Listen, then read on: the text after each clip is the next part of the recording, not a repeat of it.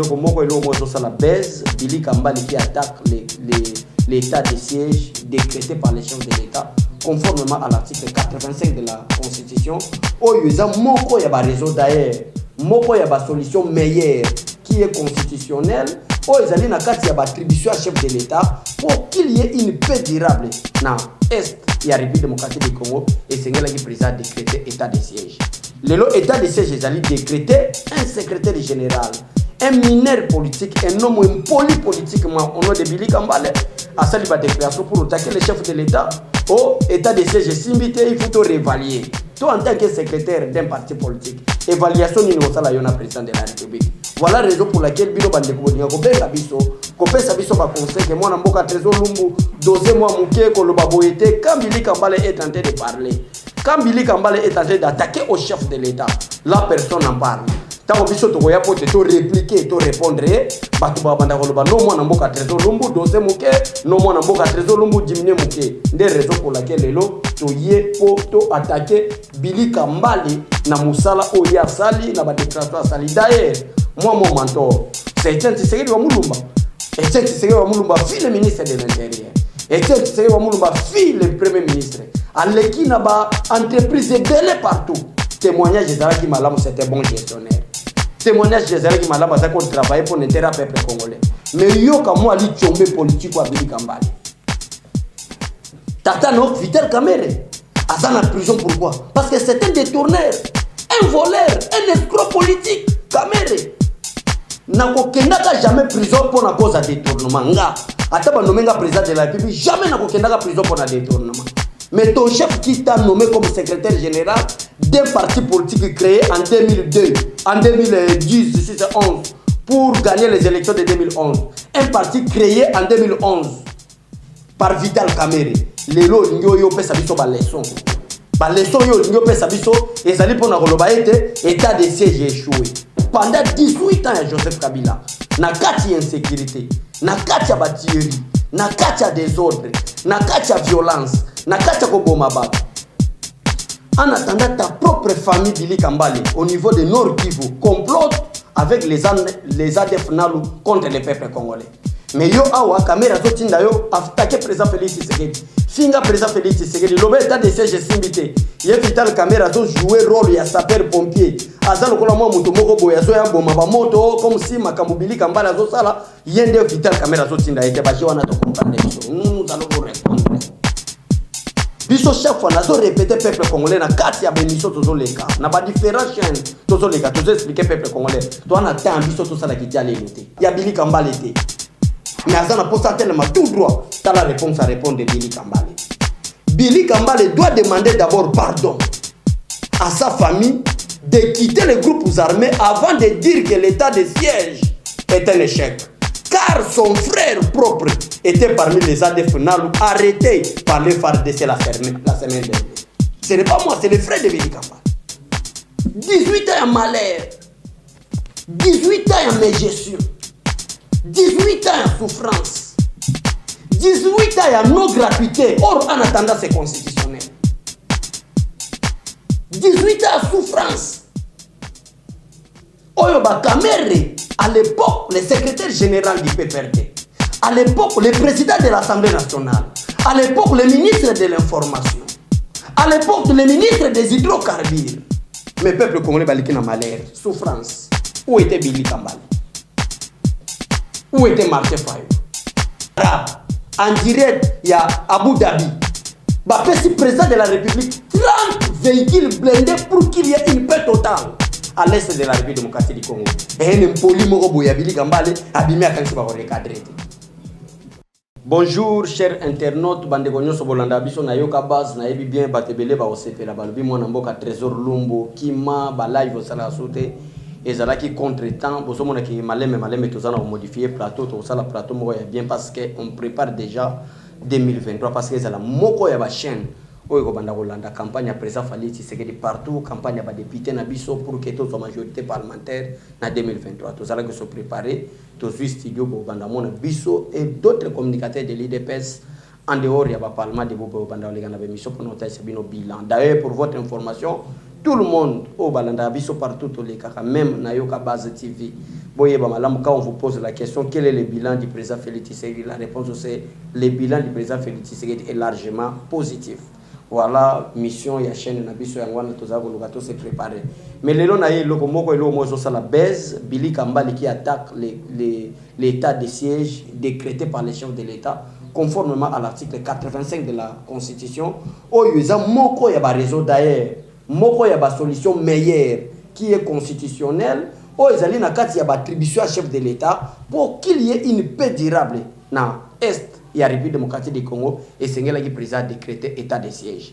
Le état de siège, ils allaient décréter un secrétaire général, un mineur politique, un homme polypolitiquement au nom de Billy Kambale, à sa déclaration pour attaquer le chef de l'État. Au état de siège, il faut te réévaluer. Toi, en tant que secrétaire d'un parti politique, évaluation ni au salaire président de la République. Voilà la raison pour laquelle Bino Bandeko Bolinga Benga Biso, Kopesa Biso ba conseil que moi Namboka Trésor Lumbu, dosé moi Mouké, Koloba Boyete, quand Billy Kambale est en train de parler, quand Billy Kambale est en train d'attaquer au chef de l'État, la personne en parle. Tant que Biso Togoya peut te répliquer, te répondre, Batuba Bandakoloba, non moi Namboka Trésor Lumbu, dosé Mouké, non moi Namboka Trésor Lumbu, diminuer Mouké. Des raisons pour lesquelles les lots, Toye, pour attaquer. Billy Kambale na musala oya sali na ba déclaration sali d'ailleurs moi mon mentor c'est Etienne Tshisekedi wa Mulumba. Etienne Tshisekedi wa Mulumba fille le ministre de l'Intérieur, Etienne Tshisekedi wa Mulumba fille le premier ministre aleki na ba entreprise belé partout. Témoignage Zara qui malamu c'était bon gestionnaire, témoignage Zara qui malamu ça qu'on travaillait pour l'intérêt peuple congolais.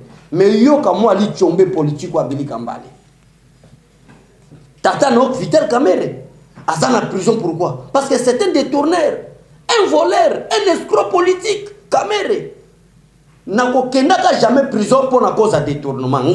Ataba nommé président de la République, jamais n'a prison pour un détournement. Mais ton chef qui t'a nommé comme secrétaire général d'un parti politique créé en 2002, en 2010, 2011, pour gagner les élections de 2011. Un parti créé en 2011 par Vital Kamerhe. Les lots yo pesa biso ba leçon. Ba leçon yo lingo pesa biso ezali pona koloba ete état de siège échoué. Pendant 18 ans Joseph Kabila na kati insécurité, na kati batillerie, na kati désordre, na kati violence, na kati koboma bato. Personne n'en parlait. Mutaza koloba te. Les lots président Félix Tshisekedi ayi a memi ligne yaba solution. Pour être mboka na biso kende liboso. Pour être Congo paix totale et salima. Pour être paix durable et fan. Les robots bandits ko bima ko sala ba attaque ya ba Billy Kambale ko sala lo ba n'importe quoi au président de la République token de évaluation état de siège échoué état de siège salibo en attendant ta propre famille en attendant ta propre famille Billy Kambale au niveau de Nord Kivu complote avec les ADF Nalu contre les peuples congolais. Mais yo awa caméra zo tinda yo attaquer président Félix Tshisekedi. Finga président Félix Tshisekedi lobe état de siège simbité. Ye Vital Kamerhe zo jouer rôle ya sapeur pompier. Azalo kola mo muto moko boya zo ya boma ba moto comme si makambo Billy Kambale zo sala yende Vital Kamerhe zo tinda ete ba jewana to comprendre biso. Nous allons vous répondre. Biso chaque fois nazo répéter peuple congolais na kati ya bemiso tozo leka. Na ba différents chaînes tozo leka tozo expliquer peuple congolais. To na temps biso to sala ki diale loté. Ba papi tamba basala ki diale lelo basuki wapi. Ba makolo tambola basala ki diale lelo basuka wapi. Lelo basuka wapi. Nous on fait en réalité on fait vraiment la communication. To lingi to pesa ba vraies informations parce que le côté le kebele. Le kolo komona tala le kota mususu mutuka jipe moko pra de zoleka na kota boulevard kota palais de la nation. Basolo ba ke mutuka ya présidence mutazo yekola ngol mutuka lokuta. Parce que mutu a filmé abandi ko zo mutuka liboso. Si vous avez une preuve que Azura biso muto bazoye kolisa, na muto azoye kolisa ye. Parce que ya zu mutu kaliboso ndenge zoya. Qu'est-ce qui manquait à la kisabiso elongia muto azako ye kola ba identifier bakanga ye. Pour le moment que preuve déception un meeting au basali simbité. Allez, attaque nango photo qui n'a parlé de la nation, to diaboliser au nom du président de la République. Et nous sommes là pour dire la vérité, rien que la vérité. Famille Billy Kambale bakangi bango. D'ailleurs, moko ya ba confrère ya Billy Kambale, oza membre INC. Mais azolanda idéologie de détournement Vital Kamerhe te. Azolanda idéologie ya démagogie ya Billy Kambale te. Mais azana posta tellement tout droit, t'as la réponse à répondre de Billy Kambale. Billy Kambale doit demander d'abord pardon à sa famille de quitter les groupes armés avant de dire que l'état de siège est un échec. Car son frère propre était parmi les ADF Nalu arrêtés par les FARDC la semaine dernière. Ce n'est pas moi, c'est le frère de Billy Kambale. Mais yo bimina yo parce que oza Billy Kambale parce que otanga na inikin olo ba makambo lukuta e biso to fani wato betelo mabako kitala kamere atindi o finga fati biso to betelo maboko to sala wana pona ko regarder bino petit à petit ti boko manasuka e ba diabolisation ne so bozo sala o na ba père na bino ya Senko na ba père na bino ya SCC pona ko déstabiliser pona ko luka dialogue boye ba malamu ko salimate parce que to ebi ne bozo se comploter. Lelo yo Billy Kambale go fanda pe boye ofandi ozo betela Moïse Katumbi maboko. Mais tant ozali mona muke oyebi na tendenge basokola na savon. Osala be mission, ofinga même Katumbi. Olobi ke Katumbi ezana ba capacité intellectuelle te, il y a des vidéos na ba réseaux sociaux boko beta Billy Kambale na be mission sala boko mona yango. Na chemise moko elemba ya viscose. Asale mission so attaquer Moïse Katumbi. Alobi Moïse Katumbi asa très sale. Et c'est difficile pour te sokolaye parce qu'il y a une capacité intellectuelle. À sa propreté, qu'on dirige les Congolais. Les lots parce que état de siège. Et ça place bino na bagatumbi na ba caméra pour ça qu'on se retrouver. Bon mon que état de siège, ils ont nuire na intérêt. Il y a le kuta na intérêt particulier na bino. Alors bon banda kwa attaquer président pour diaboliser na peuple congolais que état de siège est simité. Je confirme et je reconfirme que état de siège est ça 100% réussi. Et nous aurons la paix. Ton équipe 18 ans. 18 ans à malheur. 18 ans à mégestion. 18 ans à souffrance. 18 ans à non-gratuité. Or, en attendant, c'est constitutionnel. 18 ans à souffrance. Oyoba Kamere, à l'époque, le secrétaire général du PPRD. À l'époque, le président de l'Assemblée nationale. À l'époque, le ministre de l'Information. À l'époque, le ministre des hydrocarbures. Mais peuple congolais baliki na malheur, souffrance. Où était Billy Kambale? Où était Martin Fayou? Où était Adolphe Muzito? 18 ans. Qui peut comparer le mandat du président Félix Tshisekedi avec de Joseph Kabila pendant 18 ans? Or, à chaque émission, je vous explique toujours. Et la construction et la destruction. Oh, ils ont raté un pété pour être kende. Ils ont la destruction. Même le bureau, on a une fondation qui est au Boukango. To Sagani na ba Glody, na ba Romeo, na ba Caris, to Boukango. 30 minutes, ils ont mouké. Ndako e Boukani. Mais à ta biso ba mila ba bito tombo ndako ka minute to kokate. C'est pour prouver à un exemple que et la construction et la destruction. Oh, et kende na pété na lomba on se zakade. Destruction. Mais 2 ans président Félix Tshisekedi. Il faut rattraper 32 ans à Mobutu. Il faut rattraper 44 ans. Il y a Laurent Désiré Kabila. Il faut rattraper 18 ans.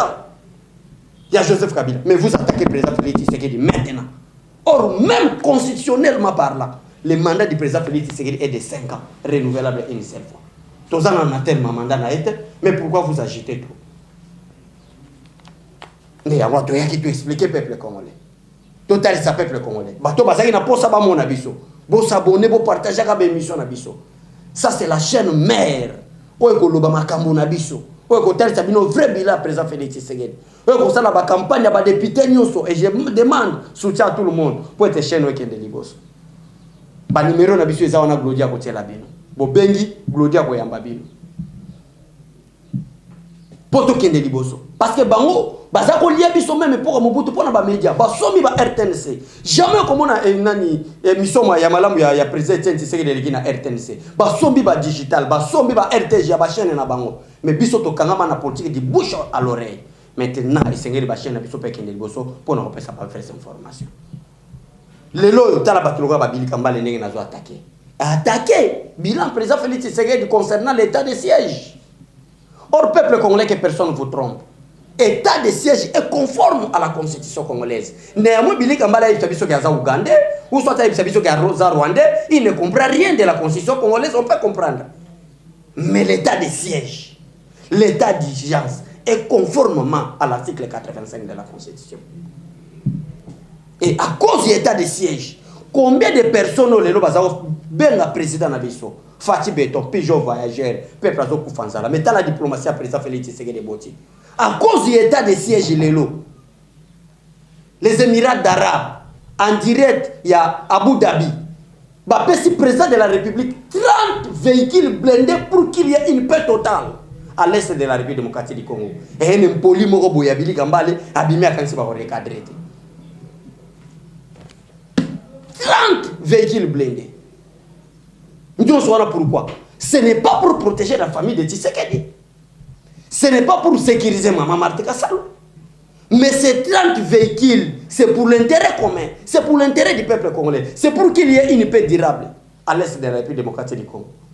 Mais bino bofandi, bolobi na bino ka bo attaquer. Olibo attaquer na bakambo vrai. Mais boso kende ko attaquer na bakambo lokuta. Nyo so na ezaka diabolisation. Voilà première partie émission na biso. Tolinga to so na bino eza wana. To komi go chiter maintenant na deuxième partie.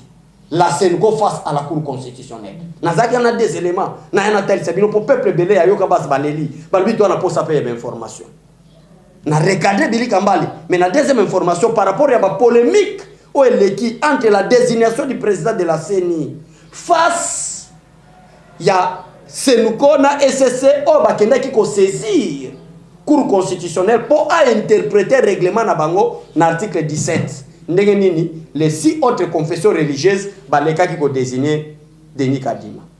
Le Cour constitutionnel appelle si Assemblée nationale. Raison. Aloubi, je demande à l'Assemblée nationale de continuer avec la procédure. Et quand la Cour constitutionnelle parle à l'Assemblée nationale de continuer avec la procédure, cela veut dire qu'entériner Denis Kadima comme président de la CENI. Donc oublions tous Nanga. Parce que dans mon débat, Nanga, Akoya, pour continuer à procéder, c'est faux et archi faux. Cour constitutionnelle déjà va interpréter constitution. Or que bateau va saisir cour, ce n'est ni la famille de Tshisekedi, ce n'est ni l'IDPS, ce n'est ni les députés de l'IDPS, mais c'est la Senko avec l'SCC qui va saisir cour constitutionnelle en disant que les 6 autres confessions religieuses vont violer la constitution. Cour constitutionnelle, moko ya ba mission nae eza pour interpréter mibe en cas de conflit. Elle est là pour nous départager en cas de conflit, il y a procédure, il y a loi, il y a article constitutionnel. À interpréter les lois, à telle situation, raison exacte, Assemblée nationale, procédure normale à continuer. Et dès que le cours à l'objet a continué, cela veut dire bah entériner Denis Kadima comme président de la CENI. Donc c'est confirmé, pas de débat là-dessus, c'est Denis Kadima qui est le président de la CENI parce que les décisions de la Cour constitutionnelle sont inattaquables. Personne ne peut attaquer les décisions prises par la Cour constitutionnelle. Voilà quelques éléments. Toyaki Nangopo Total Sabino, merci vraiment. Na staff technique, Yayoka Baz, Wana Namondi Glody, Caris, Ndekonabiso, Roméo. Voilà, Tozaki na mission na poto ya to recadrer bino, Makamwana Nde Tozako Loba. Bo soutenir chaîne Nabiso. Et qui est liboso, pour s'abonner, pour partager mes missions, ceux qui les lonnent, qui te me lobby ou bandazara, ceux qui jouent moko parce que ambitieux ils en a banako les cacha au jour. Mais à un moment donné, vous avez des informations exactes, moi et tous les exactes. Mais ceux qui ont jour moko, deuxième jour tu vous en pour nous partager mes missions nabiso. Donc vous allez calmer, car on a nazo enseigné, pendant nazo loba. Que biso toza bato badie le lutte, biso toza bato ça la communication. Président Félix Tshisekedi man bilan naïe, et ça positif. Il y a moins de chité, pour passer 2 minutes, parce que nous déjà que chité, pour passer 2 minutes, na chité. Na uti mbujimai. Na komi kabeya kamwanga. Na komi mupompa, oza village natal Etienne Tshisekedi wa Mulumba. Na sali émission na kati ya résidence Etienne Tshisekedi wa Mulumba na kabeya kamwanga. Place où Laura Désiré Kabila refula kai. Abengana kai plutôt. Mais tala makamba de père et de mère ndenge yokubi. Est-ce que Katumbi oh lelo Billy Kambala zokumisa. Akoko prouver biso village na enanda kwa papa na tonga parce que na vina date. O ba komana mi o ba tonga nda Etienne Tshisekedi wana. Le 10 avril 1960 matériaux durables à l'époque. Na 1960 papa Katumbi atonga penda kabongo na village na bango na Kinshasa te. Papa ya Fayulu atonga penda kabongo na village mais na Kinshasa te. Construire une maison à matériaux durables au village natal. Non, na so ça la polémique, il y a pas famille, il y a pas comparaison. Mais na bengika tout se respecter. Wana notion longa na Congolais. Les Congolais ne veulent pas se respecter. Parce qu'on profite de la démocratie, on profite de la liberté d'expression pour attaquer le président de la République. Et nous sommes là pour regarder tout le monde. Et merci. Nabandeko nabiso yaba kwa dianga. En direct à Mbojemai, ba yambinga full plus qu'un ministre. Nzamba pambola bino. Bon partager mes missions nabiso pe ko banda koleka awa. Ya makamba malamu to banda solola et veille patriotique ya chaud et ko banda koleka na ngope awa. Donc merci ba kwa dianga. Merci Mwenodi tout partout au Boyamba qui va parler de beau Boyamba biso. On est ensemble. Mais na retenir le Komoko. Les Kassaïens baza bato solo. Bayambi biso en honneur et en dignité. Tribalisme ezate. D'ailleurs, na chité pour na notion de tribalisme wana. Il n'y avait aucun disciple de Jésus-Christ qui était africain. Mais les africains parlent l'évangile selon Marc. Marc wana c'est ton frère. O akenda ki na ba yufu pour aller à l'Banzambe. Les autres en évangile selon Matthieu. Mais celui Félix c'est que dans 5 personnes attribuées placement. Où est le tribalisme? Si vous parlez de tribalisme, alors commençons d'abord à attaquer le Seigneur Jésus-Christ. Parce que tous ses disciples étaient les frères de sa famille. Merci. Nzamba Pambola Bilou. S'abonner, partager. Roi Mabi, chaîne na yangoyo. Jacqueline Lelung, chaîne na bino yangoyo. Vous s'abonner. Yoka base, c'est la base. Nous parlons de la base. Yanga bomona glodi tongo tongo, ake gozoba Gilles Panini. Donc, parce que ça chaîne à base. Botika la malamu, Zambe, à Pambola Bilou.